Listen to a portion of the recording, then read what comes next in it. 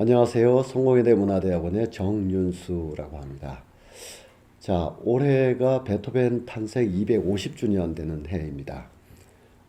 제가 한 10여 년 전쯤에 이 베토벤의 생애와 사상을 연구하는 글을 좀 발표하고 그걸 묶어서 한 10년이나 됐어요. 벌써 오래된 책입니다만 클래식 시대를 듣다라는 책을 발간한 적이 있습니다.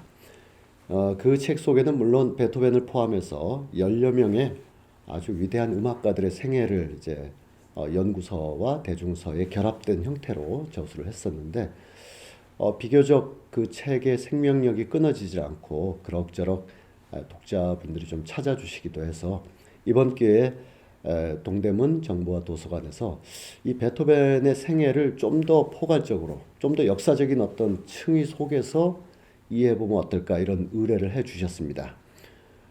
베토벤 탄생 250주년이라는 특별한 계기적 의미도 있지만 또 돌아보면 현재 우리가 1년여 동안 코로나라는 그런 상황에 놓여 있습니다.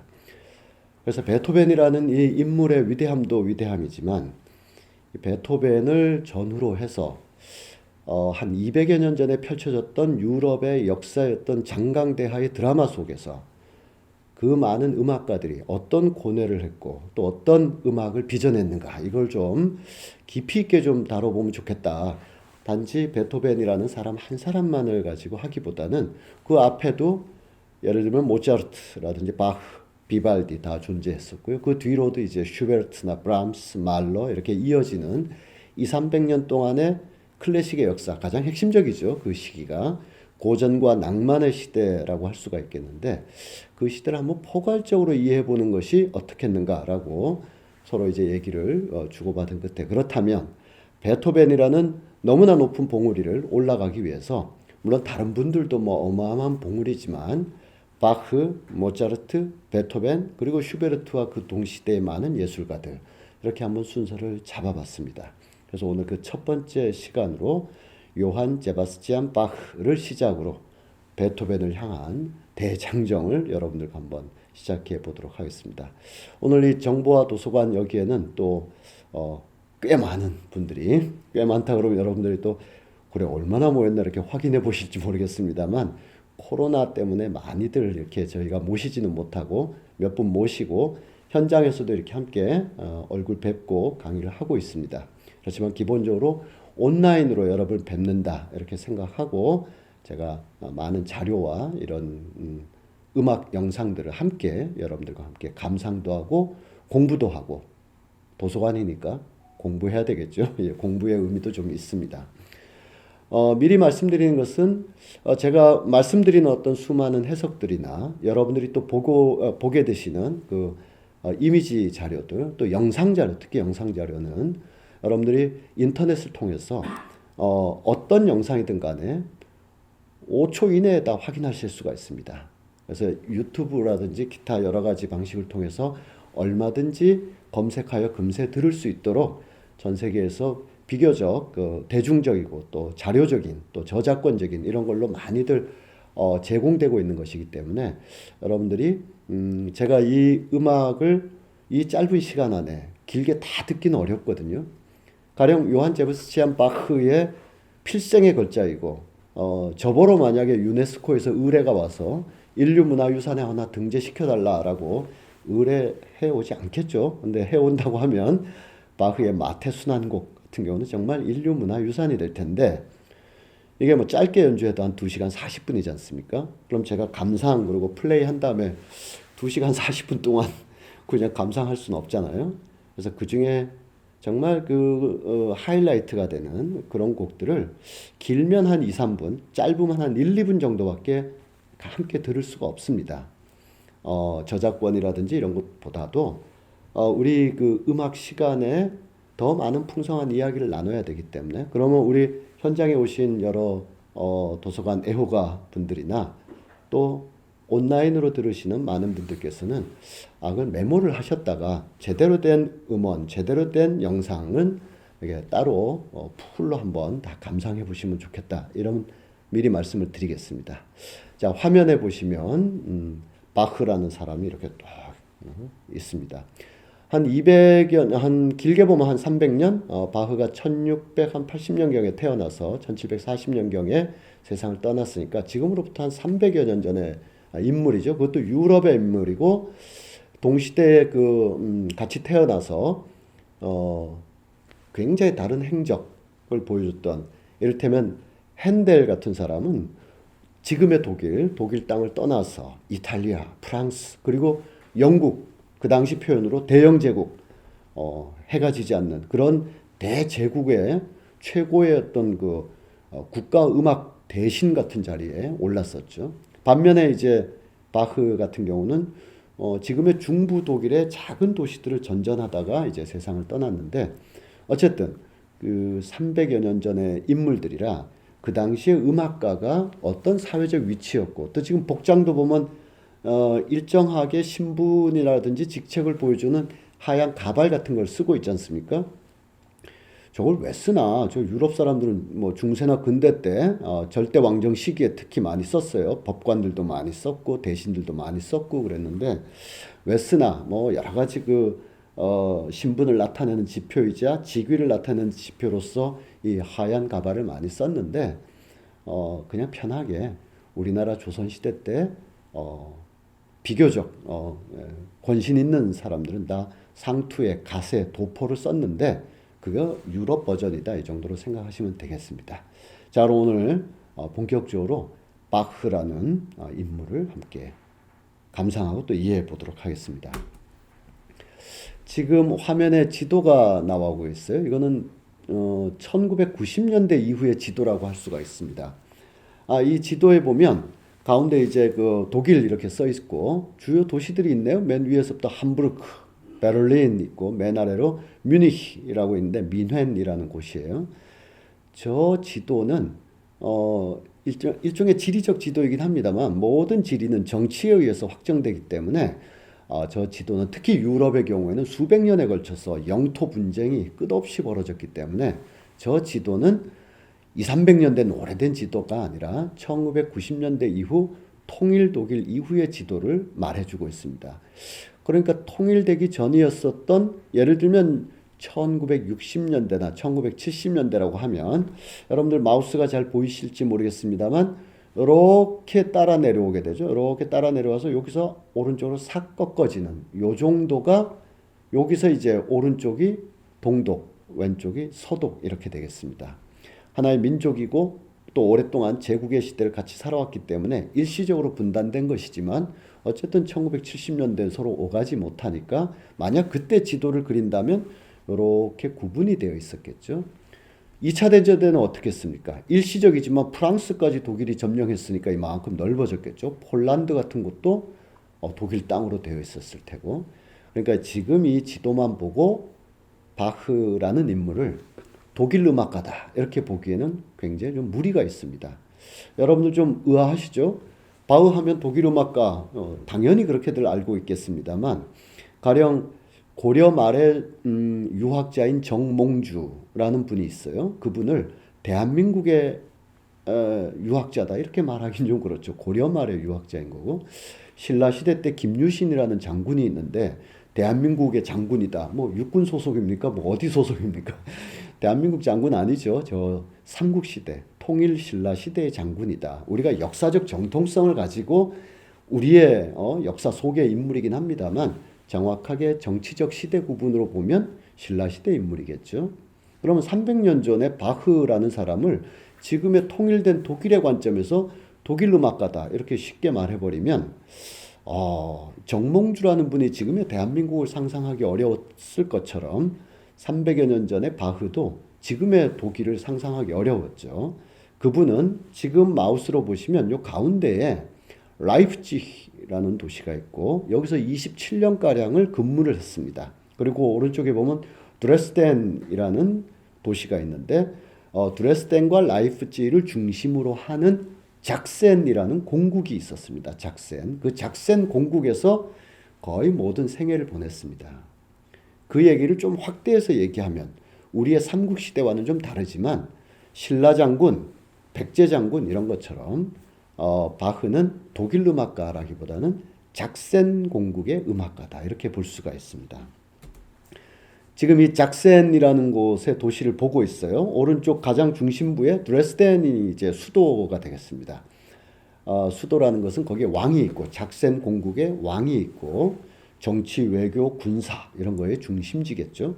왼쪽으로 쭉 보면 라이프치히라는 도시가 있는데 여기는 교역, 출판, 문화, 예술, 종교의 핵심적인 도시였었습니다. 수도는 드레스덴이지만 그러면 바흐라는 사람이 저 라이프치히에서 근 30년 가까이 27년 이상을 근무했다라고 하는 것은 독일에 아니면 최소한 좁게 잡아도 작센이라는 나라의 교육과 출판과 인쇄와 종교 문화가 가장 발달한 곳에서 27년을 활동했다. 그럼 이걸 더 확대해 보는 거예요. 확대를 어떻게 하냐면 그 당시에 교육과 종교와 인쇄와 뭐 언론까지 저널까지 1650년대 경에 이미 라이프치히에서는 오늘날의 신문의 기능을 하고 있는 월간지가 창간될 정도였었습니다. 추후에 제가 화면을 통해서 더 보여드리겠습니다만 라이프치히라는 저 도시는 작센뿐만 아니라 지금의 독일 전체, 그건 더 나가서 유럽 전체의 출판물의 중심지였었습니다. 출판물의 중심지. 출판물의 중심지라는 건 이렇게 이해하시면 됩니다. 만약에 오늘날 우리 젊은 친구들이 음악을 하고 싶다. 저 지역의 여러 소도시에서 아니면 서울의 여기저기에서 근데 음악 하려면 요즘같이 인터넷이 발달하고 정보가 풍부한 곳에서도 음악을 좀 제대로 하려면은 홍대 앞에 좀 가야 되지 않겠어요? 홍대 앞에 가야 뭐 누구 만나기도 하고 뭐 대화도 나누고 요즘 같은 시대에도 그럼 300여 년 전에 책 좀 내보겠다, 글 좀 쓰겠다 하는 사람들은 어디로 가야 되겠습니까? 라이프치히로 가야 되겠죠. 라이프치히로. 그 라이프치히에 20여 년 이상을 활동하고 있는 음악가가 있어요. 그 음악가는 유럽 전역에서 몰려든 저술가, 언론인, 사상가 이런 사람들이 라이프치히로 오는데 나는 음악가니까 그들과 교류도 안 할 거야. 그리고 음악만 작곡했겠습니까? 그 작은 도시에서 서로 교류를 많이 하게 되죠. 1720년대 내외에. 그 1720년대가 역사상 어떤 시기냐? 계몽주의라는 시대입니다. 계몽주의.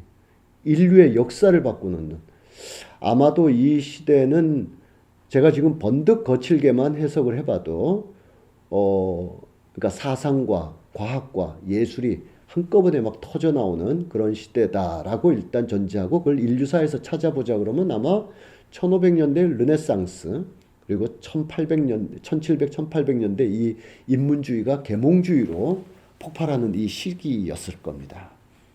그리고 뭐 최근 20세기 이후에 현대적인 교육과 예술의 시대도 이렇게 생각할 수가 있겠죠. 바로 그 18세기 계몽주의, 인문주의 이러한 것이 빅뱅을 하던 도시가 어디냐면 유럽의 서너 군데의 도시가 있는데 그 중에서도 라이프치히가 굉장히 중요한 도시였다. 거기서 27년 동안 어떤 음악가가 활동을 했다면 그를 그냥 뭐 작곡 많이 하고 말이죠. 오랫동안 음악 생활하고 했으니까 음악의 아버지다. 이렇게 평범하고 어쩌면 또 성감수성이 없는 표현. 왜냐하면 음악의 아버지 바흐 그러면 여러분들 음악의 어머니는 얼핏 기억나시죠? 예. 핸델이라고 그러지 않습니까? 핸델이 좀 억울할 것 같아요.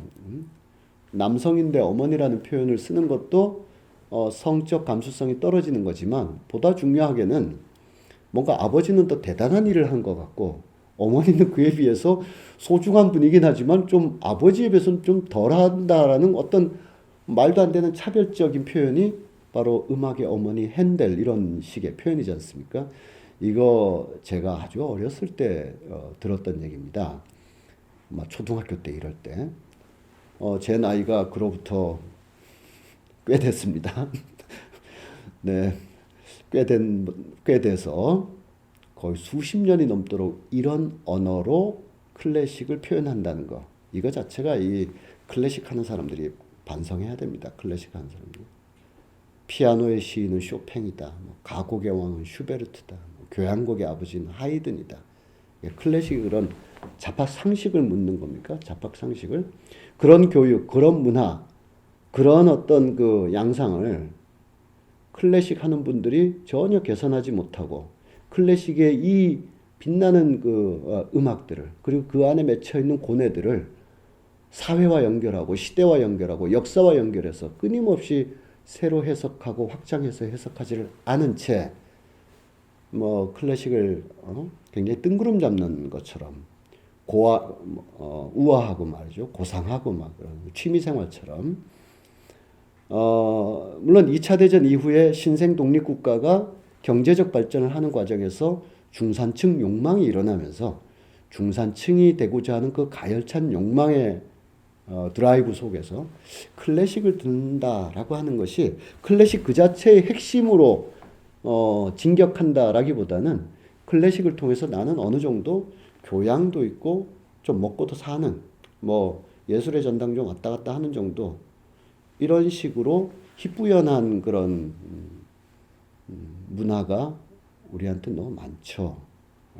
너무 강하고 이걸 클래식 하는 사람들이 하나도 개선하지 못하고 그 뿌연 공기 위에 타서 일종의 문화적 귀족주의로 클래식을 아주 오염시키고 있는 거. 클래식 하는 분들이 굉장히 반성을 많이 해야 됩니다. 우리 삶 속으로 내려왔어야 되는데 우리 삶과 함께 했어야 되는데 바흐의 삶을 이해하는 것도 그런 겁니다. 음악의 아버지 바흐다. 뭐 천여 곡을 작곡했다. 텔레만은 더 많이 작곡했거든요. 동시대 인물 중에 프랑크푸르트에서 활동했던. 그럼 뭐 많이 작곡하면 아버지입니까? 그런 거 아니겠죠. 그럼 그 시대는 왜 막 1000곡씩 작곡했느냐?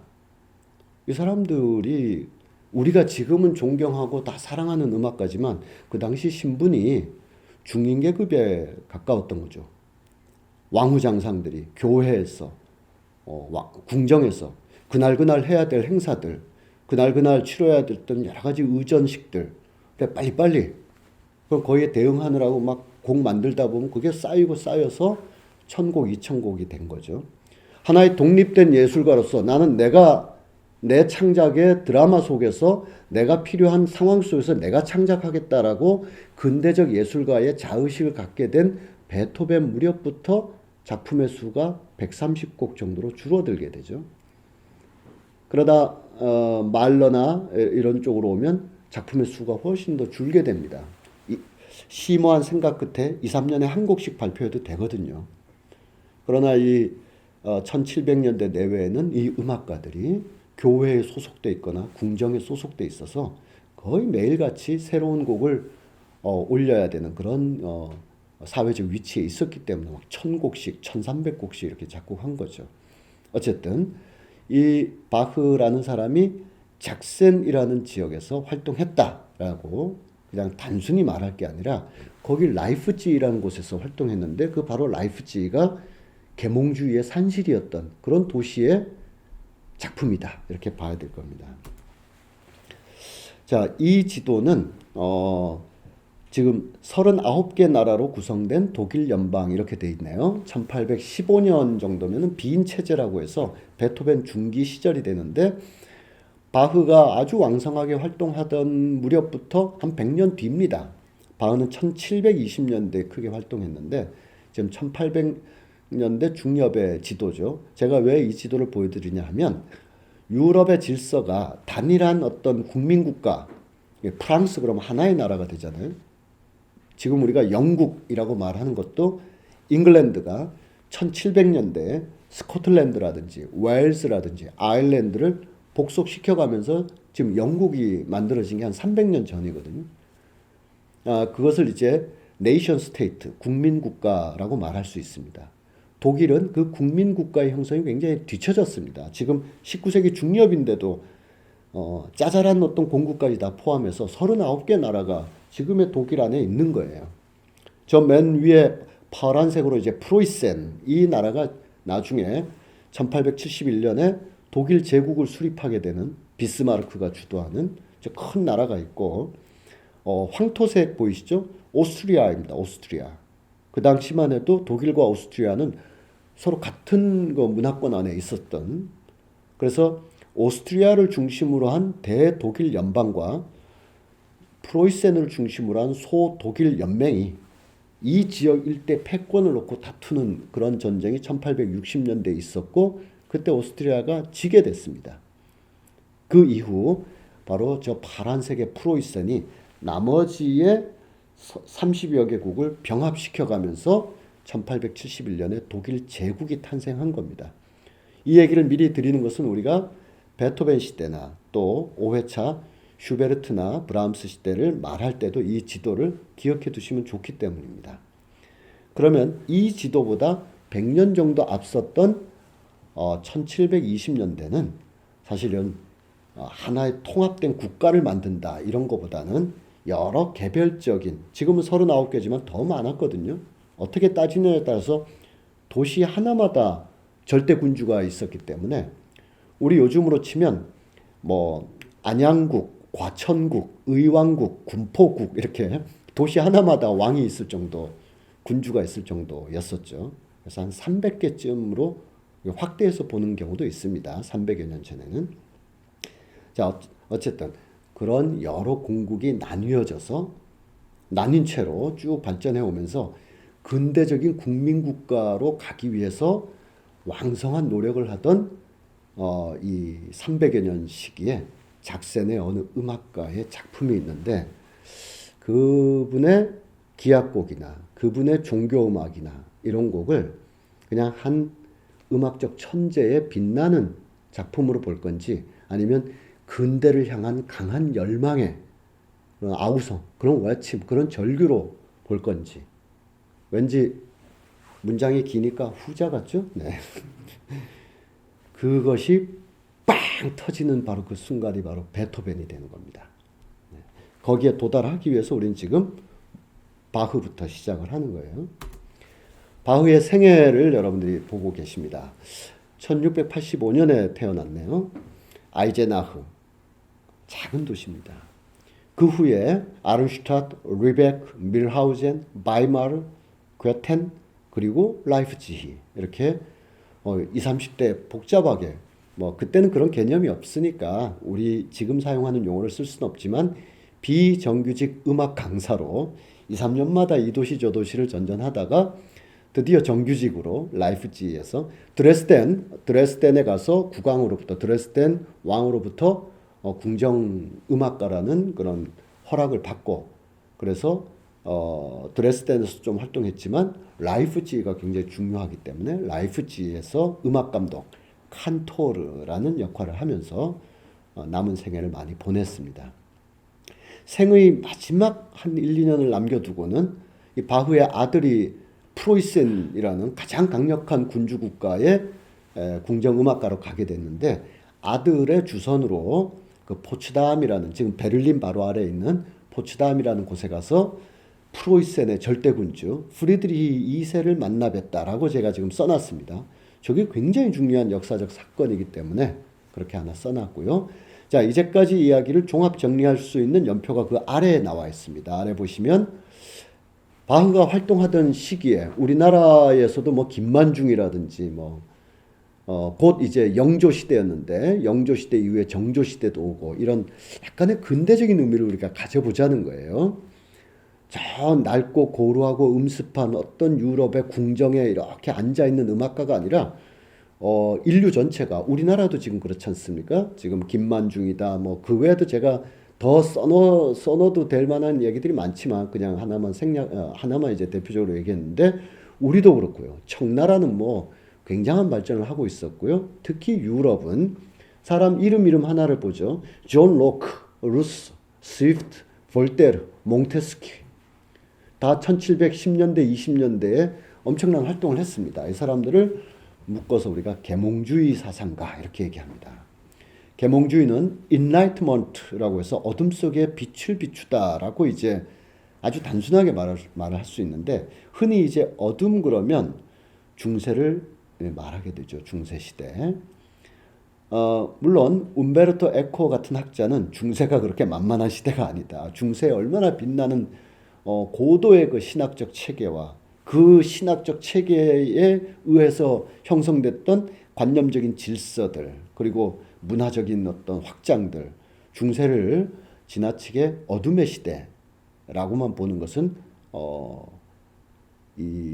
너무 기독교적인 관점이다. 문명적 전체로 보면 중세는 지속적인 내적 발전을 하고 있었고 그것의 어떤 임계점에 도달해서 르네상스로 또 발전되고 르네상스가 나중에 계몽주의로 또 연결되고 이렇게 연속점을 봐야 되는 거다. 이렇게 주장하고 있습니다.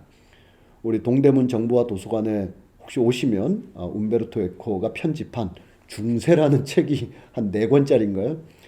요즘 벽돌책이라는 말이 있는데 이건 뭐 벽돌 한 4사람이 베고 있어도 만약 베면 이 정보가 머릿속에 들어온다고만 한다면 얼마든지 베도 좋을 그런 건데 어쨌든 새로운 시대에 사유하는 사람들은 과거에 대해서 질타하면서 또 나가는 거죠. 질타하면서 계승하는 거죠. 비판하면서 계승하고 계몽주의 사상가들도 그렇습니다. 이 사상가들은 한마디로 얘기하면 세속의 일상사까지 엄청난 영향을 드리웠던 기독교의 거대한 권력 체계가 흔들리고 이 기독교의 거대한 권력 체계는 이제 세속에는 영향을 미치지 않고 신앙의 세계로 신앙 속으로 이렇게 가게 됩니다. 1640년대. 그러니까 인류가 좀 굉장히 두렵지 않겠어요? 웬만하면 하나님의 질서 속에서 또 오래된 1000년 이상 된 가톨릭의 일상화된 구조, 동네 교구 신부님 찾아가서 어떻게 해야 됩니까? 이렇게 여쭤봐도 되는 이런 1000년 이상의 삶이 이제 흔들리고 그럼 일상은 그렇다 쳐요. 우리가 외로워도 슬퍼도 나는 안 울지만 마음은 슬퍼서 신부님께 찾아가서 고해성사도 하고 하죠. 종교는 영원하죠. 그 가치라는 것은. 근데 정치 어떻게 할 겁니까? 교황은 정치에서 빠지라고 1648년에 유럽의 왕들이 결정했는데 그 이후에 정치 어떻게 할 거예요? 경제 어떻게 할 거예요? 그냥 시골에서 장터에서 이렇게 이런 규모의 경제가 아니거든요, 지금. 네덜란드가 이미 바흐 태어나기 50년 전에 동인도 회사라고 해서 저 인도 차이나 반도까지 다 지금 진출해 있습니다. 지금 저 바흐의 생애사 1700년대 나오고 있지 않습니까? 이때 이미 네덜란드와 영국 사람들은 보스턴 항해 가가지고 미국을 개척하고 있어요. 개척이라는 표현이 좀 위험합니다만. 그러니까 이 시골 장터에 음악가가 왔다 갔다 하는 수준이 아닙니다. 굉장히 그 요즘 말로 하면 글로벌 시대가 막 되고 있는 거예요. 하멜 있지 않습니까? 하멜. 네덜란드의 그 선원 하멜. 이미 우리나라 왔다가 돌아간 다음입니다, 지금. 엄청나게 지금 이 인류가 교섭 과정에 있는데 그렇게 되면 이 경제 활동에 어떤 원리 원칙이 작동할 것인가? 사회는 또 어떻게 해야 될 것인가? 이거 어떤 규칙성을 만들어내야 됩니다. 자, 이렇게 하면 좀 괜찮지 않을까? 정치에서는 뭐죠? 삼권분립이라는 걸 해보자. 의회라는 것을 중심으로 해서 정치의 어떤 근대적인 체계를 지금 여러 학자들이 주장하고 있지 않습니까? 그리고 약간 이분들보다는 약간 뒤늦은 때이지만 1770년대에 여러분들 잘 아시는 애덤 스미스 같은 사람은 보이지 않는 손으로 얼마든지 시장 경제가 작동할 수 있다 이거예요. 이게 뭐 네 맘대로 해라 이런 뜻이 아니라 시장 경제가 네 맘대로 해라가 아니라 자유로운 물질적 교환 속에서 그 악마가 득식을 거릴 것 같은 인간의 감정들이 통제 조절되면서 경제가 훨씬 더 발전할 수 있다라고 그 원리들을 좀 알아내야 되는 시대입니다. 사회적으로는 사회적 연대, 사회적 부조, 사회적 복지 이런 것을 막 제안하고 공민교육을 해야 된다. 루소 같은 경우에 이런 거 다 적어도 유럽의 경우에 유럽의 향후 300년의 역사를 세팅하는 그런 학설들로 다 완성이 됩니다. 이런 학설들은 단순한 룰이나 법률, legal, 법률이나 룰, 행정적인 이런 게 아니라 principle, 대원칙에 가까운 막 몇백 년 동안 이게 큰 기조가 변하지 않는 그런 걸 만들어낸 시대가 바로 1700년대입니다. 그럼 제가 정치, 경제, 사회, 심지어 자연과학에 있어서 뉴턴도 계몽주의자에 포함되는데 그럼 이 사항을 나열한 다음에 그러면 다음 서술 중 맞는 것을 골라보세요. 이렇게 한다면 1. 바흐는 단지 음악의 아버지일 뿐이다. 많이 작곡했다. 오래 살았다. 2. 인류의 모든 생활 영역, 삶의 영역, 심지어 가치의 영역에 이르기까지 근대의 어떤 이성적 체계를 완비해야 됐던 이 시대에 음악과 예술에 있어서 앞으로 2, 300년 동안 불변할 원칙과 음악적 규칙, 즉 화성학의 집대성을 통해서 음악적 계몽주의를 실현한 예술가다. 1번일까요? 2번일까요? 예. 설명이 굉장히 길었어요. 2번이겠죠? 바흐는 바로 그렇게 우리가 평가해야 이제부터 음악이 묵직하게 들려옵니다. 와, 이거 간단한 음악이 아니구나, 이게. 바흐가 살았던 고향이에요. 태어난 고향, 아이젠나흐. 네, 300여 년 전의 그림을 보고 계십니다. 지금의 아이젠나흐. 네, 비슷하네요. 옛날 모습이나 지금 모습이나. 물론 여러분들 혹시 유럽에 이제 요즘 코로나 때문에 뭐 여행, 연수, 공부 다 뭐 거의 중단된 그런 상황이긴 합니다만 나중에 가시거나 혹은 갔다 온 기억을 보시면 이렇게 도시에 오래된 구도심지가 있죠. 그리고 여기를 이렇게 보호 내지는 요런 상태로 유지하면서 요 외곽으로 좀 신도시들이 좀 크게 있는 거니까 아이젠하흐도 조금은 더 이거보다는 좀 큽니다. 크지만 지금 요 오래된 고지도와 지금의 아이젠하흐를 이렇게 비교해 보면 오래된 삶을 크게 변화하지 않고 그 속에서 뭐랄까요? 그 공간의 안정성을 유지하면서 살아왔다라는 걸 느낄 수가 있습니다. 낙후했다. 여기 아파트가 안 보인다. 이렇게 생각하실 분은 좀 없을 것 같아요. 여기가 바흐의 생가였었습니다. 2차 대전 때 많이 이제 괴멸됐는데 새로 복원한 곳이고요. 바흐는 바흐 아버지도 바흐겠죠. 바흐가 성이니까.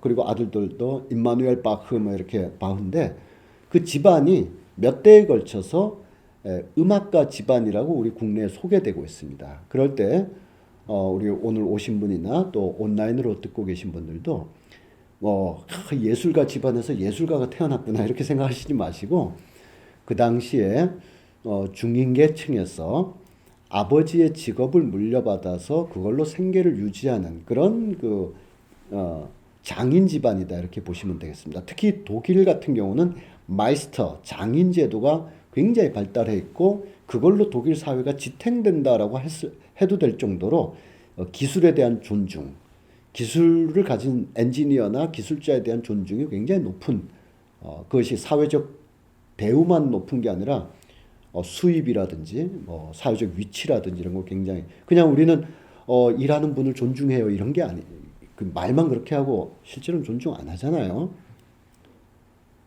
국회의원들 보면 무슨 사진 찍을 때 다 뒷짐지고 서 있잖아요. 뒷짐.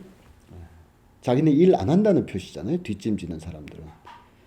그래서 옛날에 어떤 정치인 몇 분은 결코 사진을 찍을 때 뒷짐을 지지 않았습니다. 다 이렇게 손을 이렇게 폈습니다. 이 뒷짐을 진다는 것은 나는 일을 안 하는 사람이야 이런 뜻이잖아요. 국회의원 한 300명 중에 한 250명은 늘 뒷짐지고 있을 겁니다. 일하는 사람들은 존중 없잖아요. 우리는. 독일은 그에 비하면 상당한 존중, 사회적 대우, 수입의 대우 이런 게 다 있죠. 그런 속에서 독일의 여러 도시들은 특별한 어떤 공업 가지고 그냥 수세대에 걸쳐서 살아가는 거죠. 슈투트가르트 기계 공장을 굉장히 잘하는 곳이에요. 거기에 지금 벤츠라든지 이런 자동차 회사들이 다 거기를 배경으로 성장한 거 아닙니까? 작센에 넓게 보면 작센, 튀링헨까지 다 포함해서 이 지역에서는 음악으로 연명하는 사람들이 많았습니다. 그런 집안에서 우리의 바흐도 태어난 거지. 특별히 뭐 요즘 말하듯이 뭐 예술가 집안에서 태어났다. 물론 예술을 하는 것이긴 합니다만 그런 이야기를 제가 화면 속에 빨간 줄로 이렇게 표현해 놨습니다. 이 표현들은 여러분들이 이렇게 눈으로 이렇게 보셔도 되고 더 뭐 자세한 거는 인터넷 검색을 통해서 다 아실 수 있으니까 이런저런 도시들 뭐 밀하우젠이나 괴텐이나 이런 데를 바이마르나 이런 데를 거쳐갔다 이렇게 생각하시면 되겠어요. 그 거쳐가면서 핵심적인 도시 한 두 군데만 연관해 보면 바이마르라는 곳에서 지금 오른쪽에 보이시죠? 여기 왼쪽은 이제 바이마르라는 도시의 옛 모습이고 오른쪽에 1708년부터 1717년까지 꽤 많은 활동을 바이마르에서 했습니다. 굉장히 오랫동안 한 거죠. 이 바이마르라는 도시는